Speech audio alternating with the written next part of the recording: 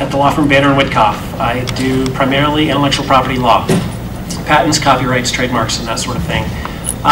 So you've already heard that I'm a parasite in the industry, but I would like to say I do come in peace. Right? I am a computer science undergrad, so I'm software development by upbringing, then transitioned into law to take it a little bit further, and then figured out video games or how I could play games and work at the same time. So the views that I say today are my own views, and it's a standard disclaimer. They should not be attributed to my firm or my clients. However, if I work for you one day, I'm happy to believe whatever you pay me to believe. That having been said, yeah, I've been practicing for about 8 years now, representing large and small game developers in intellectual property needs, primarily in the patent and copyright areas, including music licensing, artwork, and stuff like that.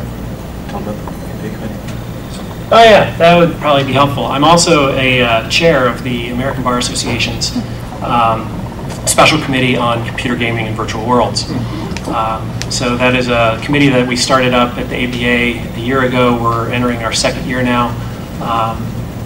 So we're it's just so the ABA has started to take notice of video games and virtual worlds and any special legal issues that need to be addressed, or even to check whether there are legal issues that need to be addressed. And not so much, everyone knows there are legal issues that have to be addressed, but part of the purpose of the ABA is just to give some intelligent thought to it, to decide whether the ABA should even take a position on something in the first place, or whether the best legal position is just to stay out of the fight.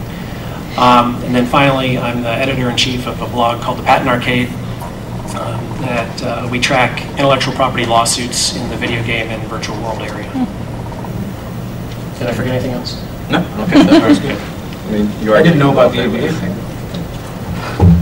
And over here we have Tom Buscaglia. Yeah, hi, I'm Tom Buscaglia, the self-proclaimed game attorney.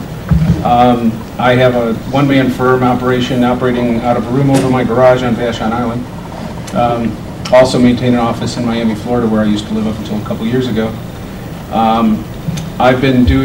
Right now I'm listed among the 5 attorneys in the country who represent people who create games in the Legal 500, which is, well, your firm's probably listed under IP. I work exclusively in the industry. I work representing independent development studios and individuals only. I don't represent publishers.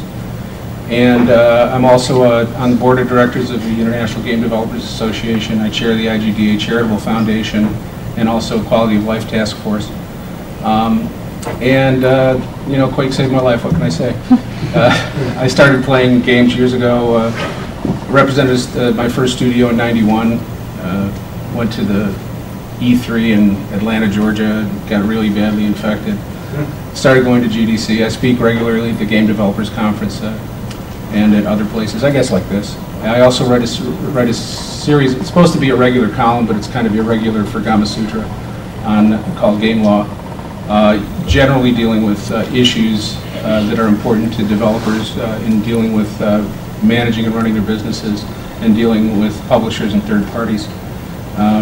In addition to doing like pure legal stuff, I also do a lot of industry consulting with my developers and act as, I do some business development and act as outside general counsel to several of my clients. And that's what I do on a day-to-day basis. Just games, nothing else. I love it. And you also note that we have a 4th panelist position there for Jason Del Roca. Due to scheduling conflict, he is doing his own panel for the next 30 minutes, and he'll probably be joining us a little bit later. But to speak on his behalf, Tom, if you want to. Yeah, Jason is the executive director of the International Game Developers Association, and he speaks all over the world in the game industry. And he's very well versed and very outspoken advocate for our industry. When somebody calls the IGDA saying, "Do you have a position on this?" he's the one that gets to talk. And he's been executive director of the IGDA, I think, for the past 5 years, and has been with the organization for the past 8 years. So he's a good guy to have on the panel, and he's a little bombastic too. I like him. Not quite as bombastic. We butt heads on board meetings all the time. Not quite as bombastic as Tom, though. I don't know. So if we can get a show of hands, how many people in the audience right now are law students? Just graduated. Or congratulations. Or recent graduate. Attorneys? Developers? Media? Cool. You can say whatever you want. No one in the room has a media badge? I thought everybody got media badges at least. Aside from him? Yeah. Well, oh yeah, you didn't raise your hand. How many people would rather be at the SPORE presentation? Probably tailor it a little bit more towards Yeah. the developers. All right. Good deal. Well, we're going to kind of play this a little bit by ear, kind of focus on more of what it is that you guys want to talk about. So we'll briefly cover a couple sections and then open the floor up to questions. Feel free to interrogate us for whatever it is that you'd like. Ooh, interested in entering the industry. How about that? Oh yes, that's right. How many of you are interested in entering the game industry that are not already in it? So that's a good question. Or they're continually raising their hands? Okay. So we'll probably start off with, I guess, one of the biggest issues and probably the most prominent issue for people outside the industry, which is censorship, legislation of violent game content, and the case law surrounding that. I don't know how familiar you guys are all with the case law, but there's a major case in the Ninth Circuit called Video Software Dealers Association versus Schwarzenegger. And I think Ross wants to talk about it. I'm not sure about what, but so I'm an intellectual property by background. So First Amendment, let's give it to Ross. I don't know. The case is an interesting holding. I mean, I don't know if anyone's not familiar with the case. Basically, California passed a law that basically restricted the sale of violent video games to minors. So Schwarzenegger was named as governor because you name the governor because he's the top executive, so you try and stop the top executive from enforcing the law within the state. So that's why he was named. And the case, as you might suspect, any laws that restrict, well, let me back up a second. Video games, I think we're all in agreement, video games are creative expression. Video games, there's other cases that we'll get into today that talk about video games are equivalent to the most profound literature. So they get the same scope of protection under the First Amendment as fiction and novels, as movies, as artwork. So let's keep that in mind when we're talking about. We're not talking about the code here. We're talking about the visualization and the audio that results on the screen. So. In that case, they end up, when they weighed all that, the restrictions were vague. Actually, I think Tom knows more about how it was drafted than I do. But they ended up striking down the California law and saying that it was a restriction on free speech and it was unenforceable.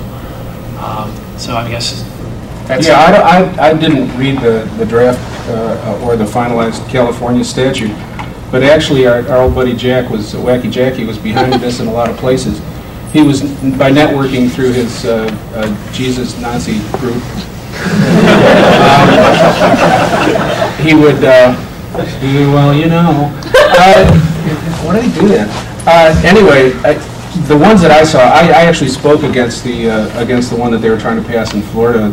The Entertainment Software Association, ESA, which is funded by a lot of the larger publishers and distributors, has a very strong lobbying effort. They spend almost $1 million a year in lobbying and fighting these statutes. Most of them they've either killed in committee, as they did in Florida, or filed a lawsuit immediately. Along with there's a game retailer group, I guess ECA. I think they have a booth on the floor. The essence of what was going on here is they actually were criminalizing the sale of these games in the statute. And it was uniformly found, and I believe they challenged it in every state where it was passed, and it has yet to survive the initial law